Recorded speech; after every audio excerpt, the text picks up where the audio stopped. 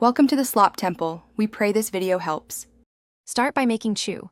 Bring 1 cup water and 1/2 cup butter to a boil, add a pinch of salt and 1 tablespoon sugar, then stir in 1 cup flour all at once. Remove from heat and cool briefly. Beat in 3 eggs one at a time until batter is smooth, glossy, and pipeable.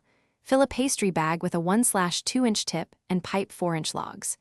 Bake at 375 degrees F for 25 to 30 minutes until puffed, golden, and hollow inside.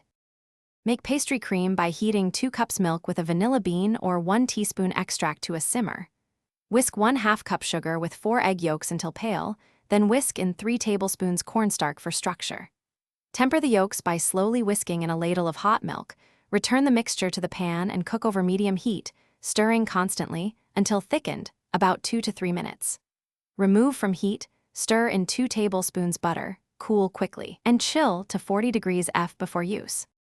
Assemble eclairs by cooling shells to room temperature, then either slice along the side or poke 2 small holes in the bottom. Transfer chilled pastry cream to a pastry bag fitted with a small plain tip and fill shells until you feel light resistance. Each 4-inch eclair takes about 2 to 3 tablespoons cream. Make a simple glaze by melting 4 ounces chocolate with 2 tablespoons butter, dip tops, and let set. Refrigerate finished eclairs and eat within 3 days. Thanks for watching. Consider subscribing if we helped you.